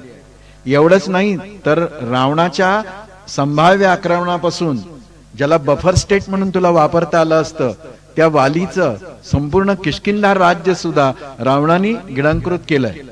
खरं तर रावणाने ते जिंकलेलं नाहीये, वालीने ठोकलंय रावणाला. रावणाचा पराभव झालाय, त्यामुळे तो फार शूर होता आणि जगज्जेता होता. आपण सिकंदरालाही जगज्जेता म्हणतो, जो मार खाऊन इथून पळून गेला. आमची बुद्धी इंग्रज इतिहासकारांच्या घरी धुण्या भांड्याला जी ठेवली आपण, ती बाहेर काढली पाहिजे. आणि काय इतिहास आहे. मग वालीशी गोड बोलून त्यांनी एक कॉम्प्रोमाइज केलं. ते म्हणाले की हे आर्यावर्तातले, उत्तर भारतातले राजे आहेत ना, आर्य संस्कृतीचे, यज्ञ अमुक तमुक करणारे आणि भारतीय संस्कृती वगैरे बोलणारे, यांच्यापासून तुला आणि मला धोका आहे. आपण दोघे द्रविडी आहोत. म्हणून तुझ्या सीमेवरती मी माझं सैन्य ठेवतो, ते तुझंही रक्षण करतील, माझंही रक्षण करतील. आणि जो भोगाच्या पाठीमागे धावणारा राज्यकर्ता असतो, तो सीमावर्ती भागामध्ये असुरक्षितता निर्माण होऊ देऊ शकतो. वालीने ती दिली.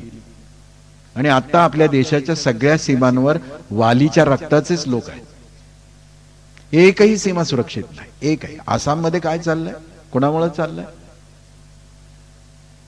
जैसलमेर भागात राजस्थानामधून अफीम कोण घेऊन येतं? बोगस रेशन कार्ड कोणाला दिली गेली, वोटर्स कार्ड कोणाला दिली गेली, कोणी दिली गेली, कशी दिली गेली? मुंबईचा समुद्र किनारा सुरक्षित आहे? कन्याकुमारीचा समुद्र सुरक्षित आहे? हजारो वर्षापूर्वी श्रीरामानी सांगितलं की राष्ट्र सुरक्षित ठेवायचं असेल तर सागरी सीमा मला सुरक्षित केल्या पाहिजेत. आणि सागरी सीमावरचा सगळ्यात मोठा अड्डा आहे या बदमाश रावणाचा, तो मला उद्ध्वस्त करायचा आहे. जर सीतेचं हरण झालं नसतं ना, तर रामानी सीतेला पाठवून दिलं असतं आणि माझ्या बायकोला पळवलंय अशी आगळी करून रावणाला ठोकलं असतं. रावणाला मारायसाठी जन्म आहे. अभारतीय भोगवादी चंगळवादी संस्कृती जी आक्रमण करते हिंदुस्थानावरती मारायची आहे. आणि विश्वामित्र हे सगळं दाखवत आहे. रामाच्या डोक्यामध्ये हे सगळं सुरू करतात. एवढंच नाही तर या सगळ्या प्रवासामध्ये 54 संहारक अस्त्रांचं ऑपरेशन कसं करायचं, हाऊ टू ऑपरेट, हे सांगितलंय. संथा दिली नाही, मंत्र शिकवला नाही, किती वेळा फेरा मारायचं सांगितलं नाही, काही धार्मिक चर्चा नाही, देवादेवाची चर्चा नाही, यज्ञाची चर्चा नाही, काही बोलत नाहीयेत.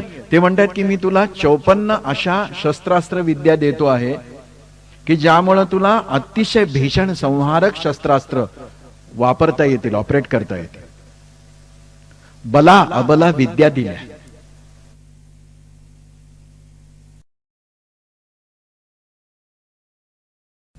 अग्नीवर रक्षा टाकून ती शांत करतात. मग झोपेचा काय विषय आहे? एक भाऊ झोपेल, दुसरा नाईट ड्युटी करेल. पण मग हे सगळं का दिलं? भुकेचा तर काहीच प्रश्न नव्हता, यज्ञाच्या जागी खायलाही मिळणार होतं. जर एक छोटा हेतू यज्ञ रक्षणाचा घेऊन विश्वामित्र यांना घेऊन गेले असते तर सीन वेगळा घडला असता.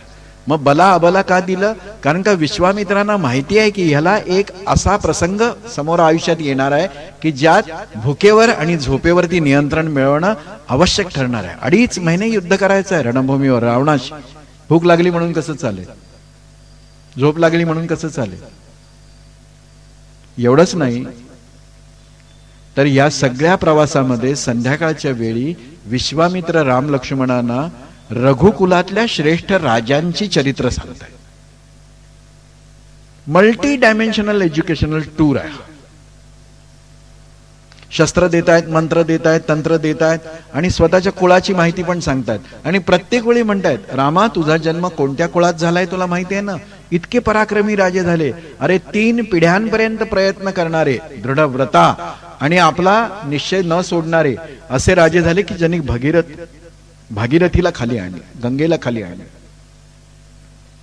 रामाना आतून पेटवतायत. तो अशा तशा घरामध्ये नाही जन्माला आला. तुझा वंश, तुझं कुळ, तुझं घराणं, तुझा इतिहास काय आहे आणि तुला यासाठी तयार व्हायचं आहे. एका आश्रमाच्या दाराशी उभे राहिले आणि श्रीरामाने विचारलं की परिसर तर मोठा दिसतोय आणि एवढं भीषण भयान वातावरण कसं, कोणीच नाही.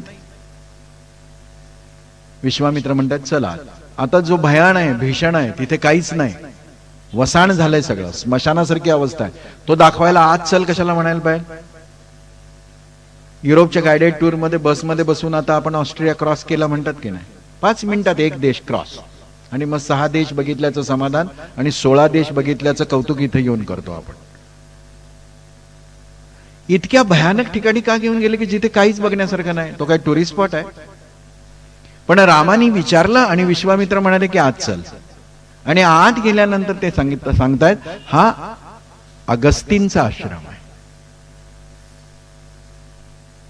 या अगस्तींच्या आश्रमामध्ये रावणाच्या अतिरेक्याने हल्ला केला राक्षसाने आणि अगस्तींची 10 मुलं ठार मारली.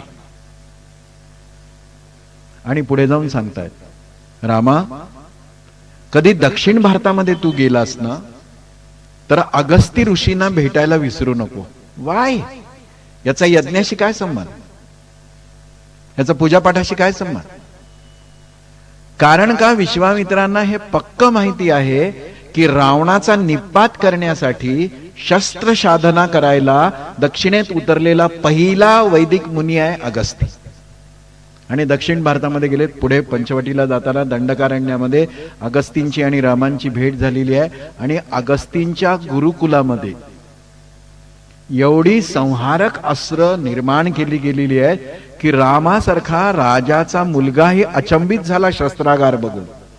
अगस्तींनी सगळी शस्त्र पुरवलेली आहेत. आणि अगस्तींनी सांगितलेलं आहे की आता तुला दंडकारण्यात राहायचं आहे. 12.5-13 वर्षाचा तुझा वनवास पूर्ण झालाय. तू जनजातीचं संघटन केलेलं आहेस.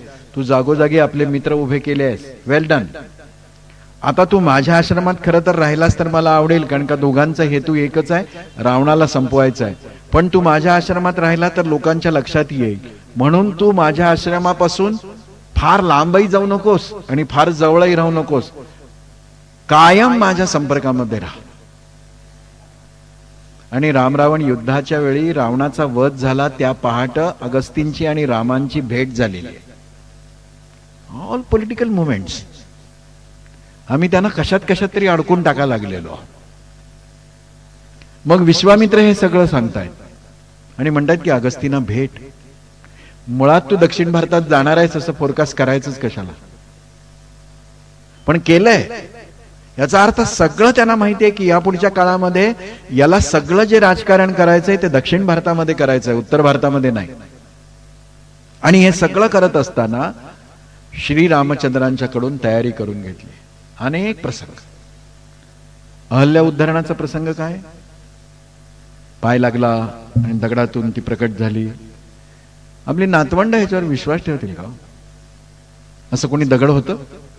दगडाला कुणाचं पाय लागल्यानंतर त्यातनं व्यक्ती निर्माण होते. आणि मुळात लक्षात घ्या की श्रीरामांच्या सारखा लोकोत्तर मर्यादा पुरुषोत्तम ईश्वरी गुणांनी परिपूर्ण असलेला महात्मा या दगडात स्त्री आहे हे माहिती होऊन सुद्धा तिला पाय लावेल, चुकून सुद्धा. तर जेव्हा आम्ही पोएट्री करतो ना तेव्हा कधी कधी काही फॅक्ट्स आम्ही नजरे आड करतो. मग घडलं काय तर वाल्मिकी रामायणामध्ये उल्लेख येतोय की राम आणि लक्ष्मण दोघंही पुढे गेलेले आहेत आणि आपल्या पतीच्या शापामुळं आश्रमात एकटी पडलेली अहिल्या तिला जाऊन दोघांनी साष्टांग नमस्कार केलाय.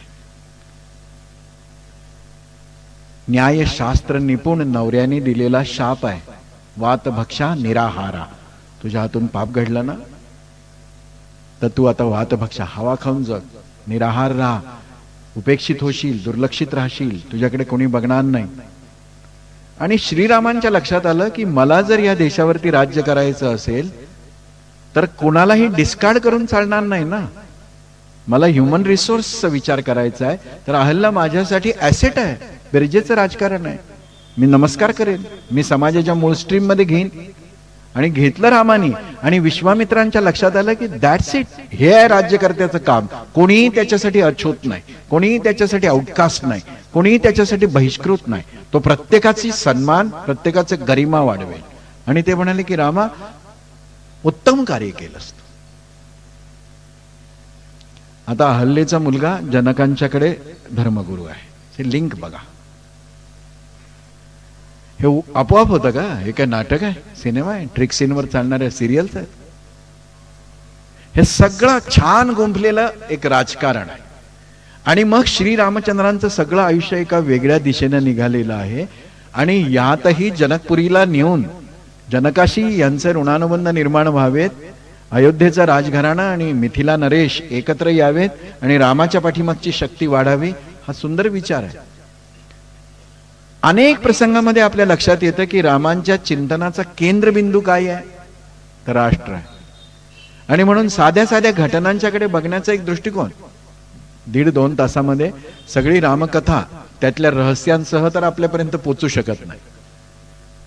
पण यातल्या काही मैलाच्या दगडांकडे जेव्हा आपण बघू ना, तेव्हा आपल्या लक्षात येतं की राष्ट्र उभं करण्यासाठी एका तरुण राजपुत्रांनी काय काय केलं.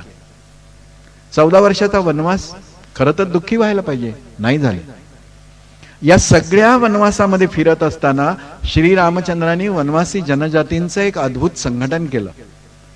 अनेक गुरुकुलामध्ये त्यांनी पाहिलं की शास्त्र आणि शस्त्र या दोन्ही विद्या देत आहेत. मग शिक्षकांनी असं म्हणावं का, नाही मी पॉलिटिकल कॉमेंट करणार नाही, कारण का शिक्षण आणि राजनीती वेगळी असली पाहिजे? असू शकत नाही. धर्म आणि राजकारण जसं वेगळं असू शकत नाही, शिक्षण आणि राजकारण वेगळं असू शकत नाही. हा, त्यांनी पॉलिटिकल पार्टीचं राजकारण करू नये शिक्षकांनी. पण शिक्षकांनी सांगितलं पाहिजे की हे आपल्या देशामध्ये घडतंय, ते हानिकारक आहे. सगळ्या ऋषी मुनींनी या सगळ्या 14 वर्षात रामानी पाहिलं, शस्त्रागार निर्माण केले.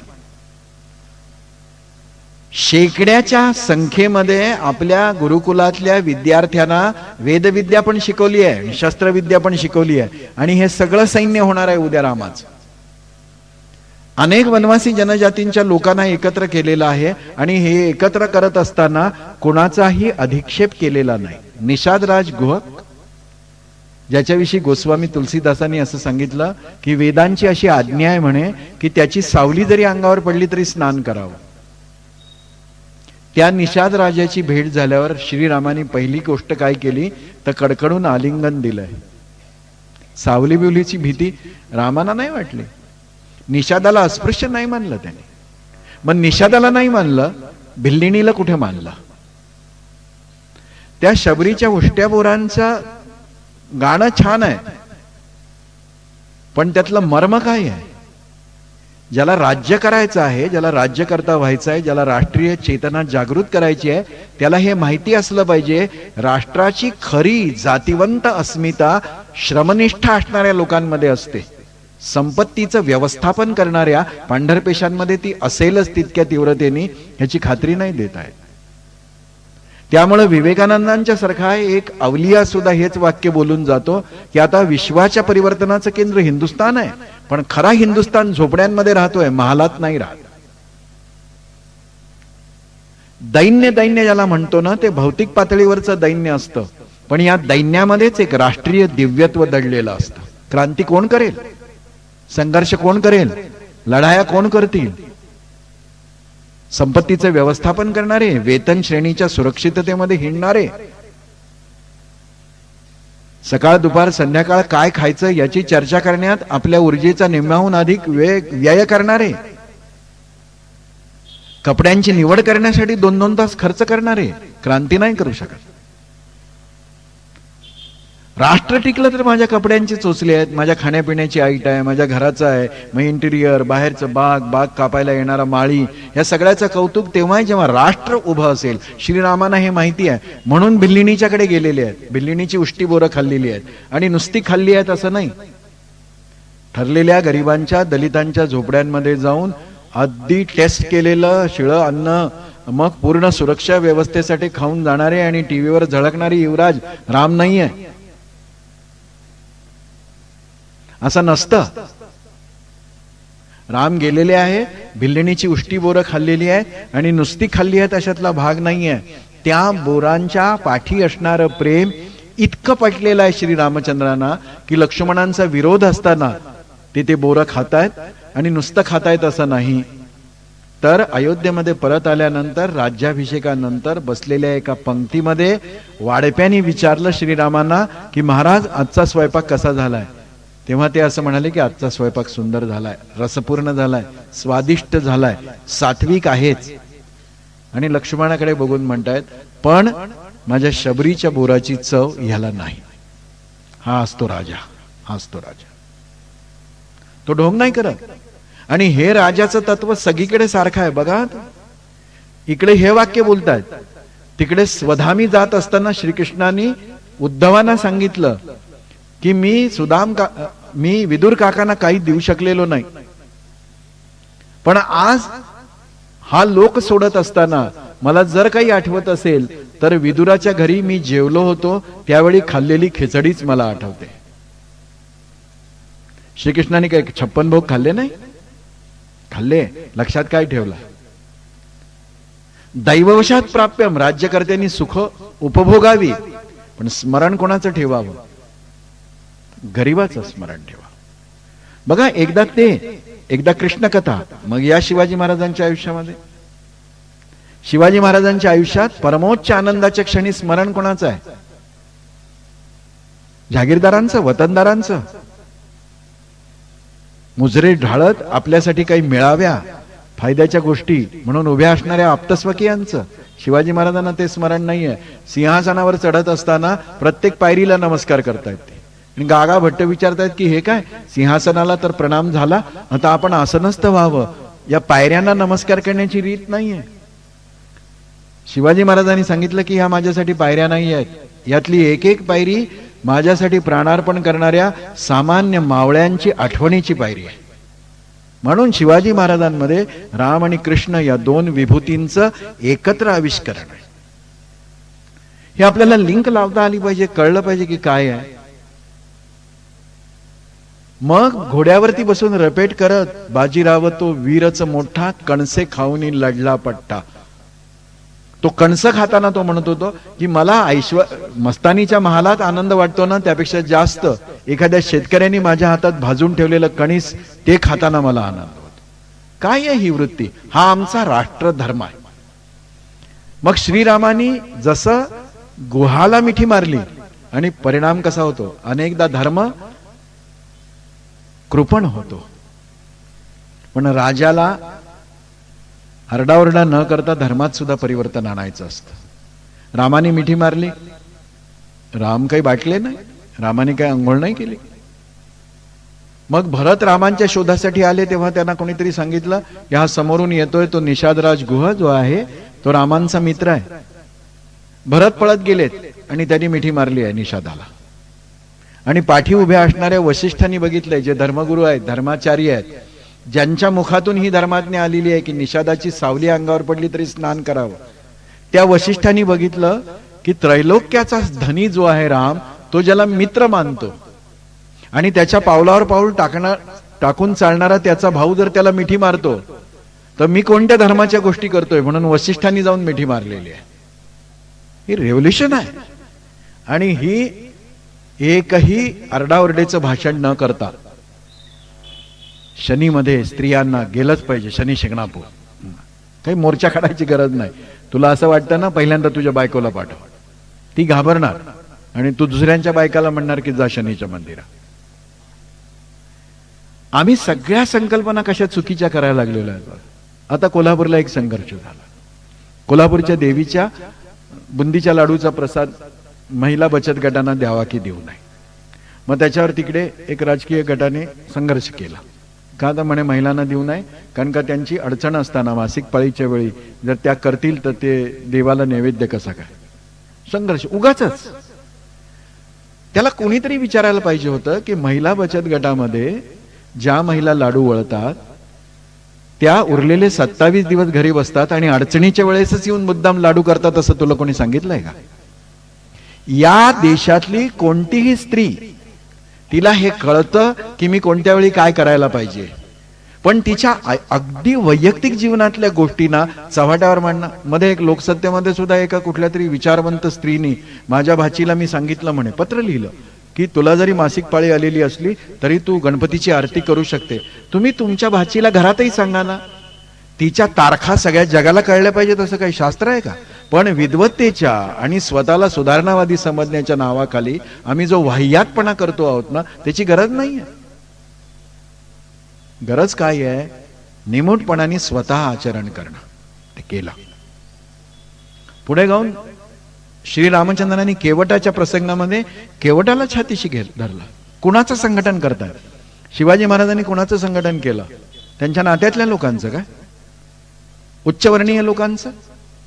त्यांनी साळी, कोळी, माळी, धनगर, मातंग समाज, महार समाज, खेड्यापाड्यातले कुणबी लोक सगळ्यांना एकत्र केलं. कारण का त्यांना माहिती होतं की मी जी क्रांती करू इच्छितो आहे त्यात वतनदारीची चटक लागणाऱ्या लोकांकडून ही क्रांती होणार नाहीये. ज्यांना लंगोटे आहेत तेच लोक क्रांती करू शकतील. आणि त्यांची निगा राखली शिवाजी महाराजांनी. उद्या आपण लोकसंघटक, जनसंघटक कृष्ण बघू तेव्हा आणखीन तपशिलात बघू की राज्यक्रांती होते ना ती सामान्य माणसांकडून. क्रांतीची सगळी संहितेची चर्चा करत बसणाऱ्या, दुपारच्या वेळी दातात अडकलेल्या सोपेची काडी काढता काढता परिवर्तन घडायचं असेल तर असं केलं पाहिजे असं म्हणणाऱ्या, आणि नव्या वेतन आयोगात मला इतका डिफरन्स मिळाल्यावर मी ठरवलंय की 2 महिने युरोपची यात्रा करून यायचं, असली चर्चा करणारी माणसं क्रांती करतात काय? हे क्रांतीवरती भाषणं करू शकतात. क्रांती करतात तेच की ज्यांच्या पायाला चटके आहेत आणि पोटात आग आहे. आपली जबाबदारी आहे की त्यांच्या डोक्यामध्ये विवेक भरणं. रामाने ते केलं. हे सगळं करत असताना रामाने कधीही अकांड तांडव केलेलं.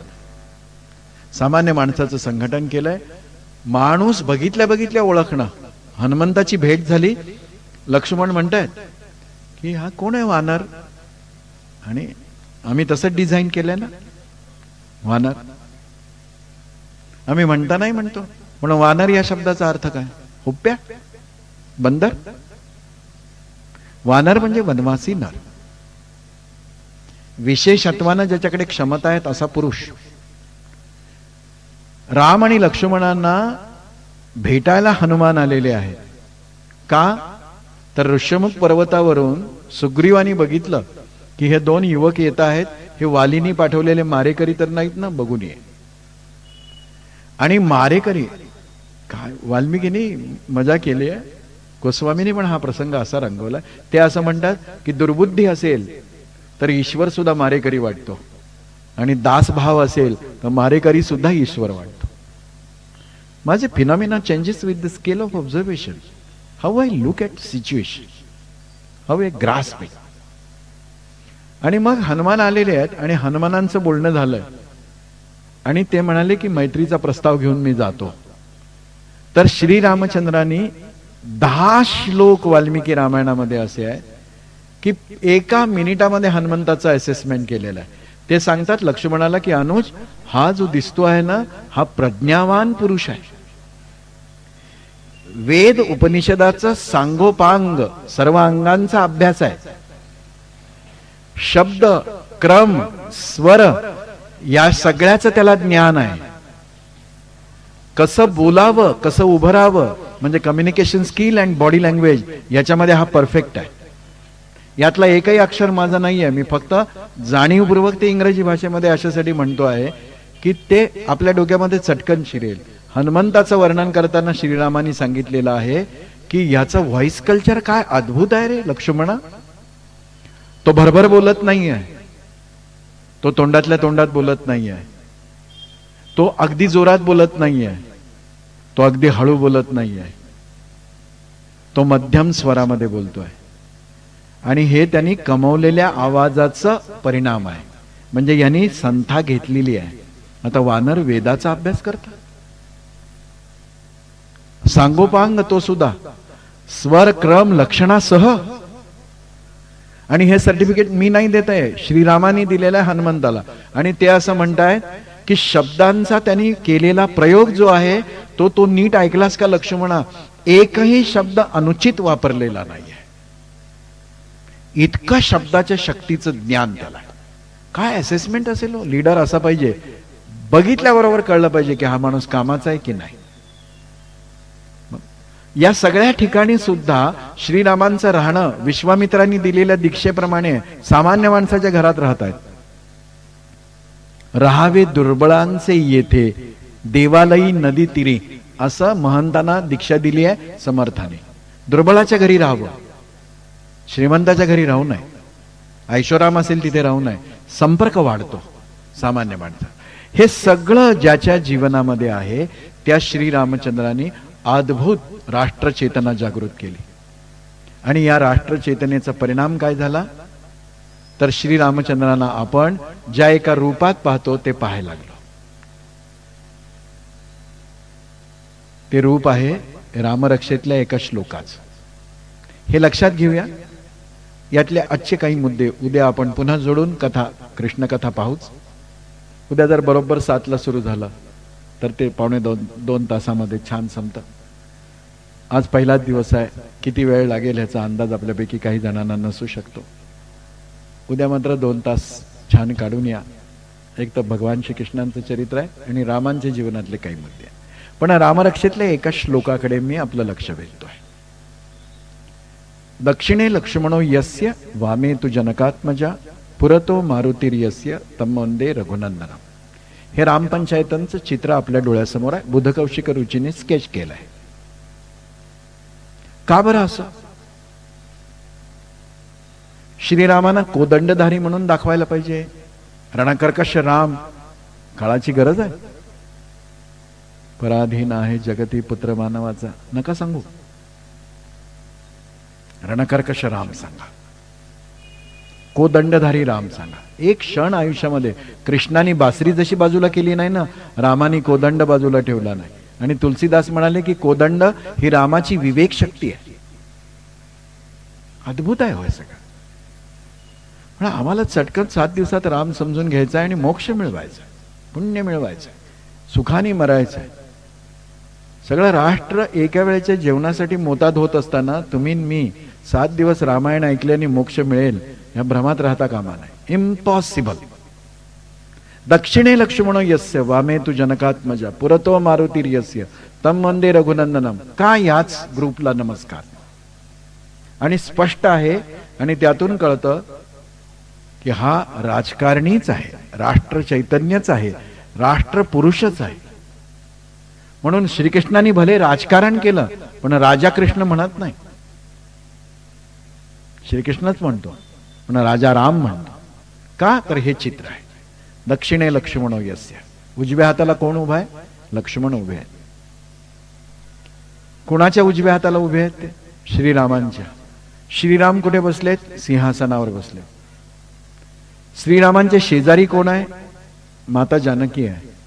माता जानकी कुठे आहेत? वामांकारूढ सीता मुख कमल मिलल लोचनम नीरदाभ. डाव्या मांडीवर बसलेले. जानकी लक्ष्मीचं रूप आहे.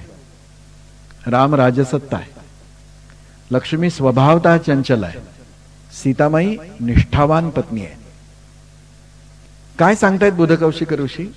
जेव्हा राजसत्तेवरती मर्यादा पाळणारा, गुणवान, वीर्यवान, सत्यज्ञ, धर्मज्ञ, कृतज्ञ असा राजा बसलेला असतो, चारित्र्यवान, तेव्हा लक्ष्मी आपलं चांचल्य सोडून त्याच्या वामांकारूढ होते. आणि जेव्हा चारित्र्यवान राज्य करता असतो तिथे लक्ष्मी दृढ झाली की जी संपन्नता निर्माण होते तिच्या रक्षणार्थ सगळा समाज बंधुत्वाच्या नात्याने लक्ष्मणासारखा दक्षिणे लक्ष्मण, दक्षिण उजव्या हाताला उभा राहतो. आणि मग जेव्हा राज्यकर्ता चारित्र्यवान, लक्ष्मी दृढ, समाज रक्षणासाठी सिद्ध अशी जेव्हा एक राज्य व्यवस्था निर्माण होते तेव्हा हनुमंताच्या सारख्या शक्ती दास बनून समोर येऊन नतमस्तक होतात. आम्हाला जे रामराज्य निर्माण करायचं आहे त्याचा हा एका श्लोकातला जाहीरनामा आहे. यात रस्ते, लाईट, पाणी, प्रकाश, ऍडमिशन, दवा, दारू कशाचाही तुषारजी म्हणतात तसा उल्लेख नाहीये. उल्लेख काय आहे तर आम्हाला असं रामराज्य निर्माण करायचं आहे की ज्याच्या सिंहासनावर चारित्र्यवान राजा बसलेला असेल आणि हे चारित्र्य भिकाऱ्यांचं, दुर्बलांचं, अर्धपोटींचं नाही आहे, तर लक्ष्मीजी ते दृढ झाली आहे, परम वैभवानी दृढ आहे. सुरक्षित आहे ती राज्य व्यवस्था, समाज बंधुत्वाच्या नात्याने उभा. आणि मग हनुमंत काय कमी आहेत का? अतुलित बलधामम हेम शैलावदेहम धनुजवन कृशानम ज्ञानिनाम अग्रगण्यम सकल गुणनिधानम वानराणामधीशम रघुपती प्रिय भक्तम वात जातम नमान. इतक्या सगळ्या गुणांचा खजिना आहे, अतुलित बलधाम. आणि इतकं सगळं असून मनोजवम मारुत तुल्य वेग जितेंद्रियम बुद्धिमताम वरिष्ठम. ते सगळं जग श्रीरामाच्या पायाशी नतमस्तक झालंय. म्हणून प्रत्येक वेळी या देशावर संकट आलं की संत असोत, विचारवंत असोत, कवी असोत वा प्रबोधक असोत, श्रीराम कथा उजागर झालेली आहे. अमृत मंथनाचा प्रारंभ श्रीरामाच्या कथेने होणं हे म्हणून सर्वथैव उचित आहे. चला 21व्या शतकातली विश्वासमोरची आव्हानं पेलण्यासाठी आपल्या अंतःकरणाच्या देवघरामध्ये श्रीरामाची प्रतिष्ठापना करू. यासाठी की माझ्या प्रत्येक उपासनेचा केंद्रबिंदू हे राष्ट्र असलं पाहिजे, माझी प्रत्येक साधना ही या राष्ट्रावर अधिष्ठात्रित असली पाहिजे, माझ्या प्रत्येक क्रमाचा विषय राष्ट्र असला पाहिजे. राष्ट्र राष्ट्र राष्ट्र हेच जर असेल तर मला राम कळाले, कृष्ण कळाले असं होतं. माझी सगळी साधना जर प्रसादापुरती असेल तर माझ्या जीवनात ना प्रसादी येईल ना प्रासादिकता येईल. म्हणून चला श्रीरामांचं जे पूर्ण रहस्य सांगणारं वाक्य त्यांच्या मुखातून प्रकट झालं त्याचं स्मरण करू. आज इथे थांबूयात. श्रीरामचंद्रांचं जीवन म्हणजे राष्ट्रजीवन. ते म्हणता आहेत की माझ्यासाठी जगामध्ये काहीही श्रेष्ठ नाही. जननी जन्मभूमीश्च स्वर्गादपि गरीयसी. ही जननी आणि जन्मभूमी ज्यांचा केंद्रबिंदू आहे त्यांना नुसतं देव मानण्यापेक्षा राष्ट्र चैतन्य मानणं सर्वांच्या हिताचं असल्यामुळं भारत मातेच्या या अद्भुत उपासनेमध्ये रामतत्व आपल्या जीवनाचा ध्यास बनवूया. या कामनेसह आज आपण इथे थांबू. उद्या ठीक 7 वाजता भगवान श्रीकृष्णांचं जीवन समजून घेऊ. धन्यवाद.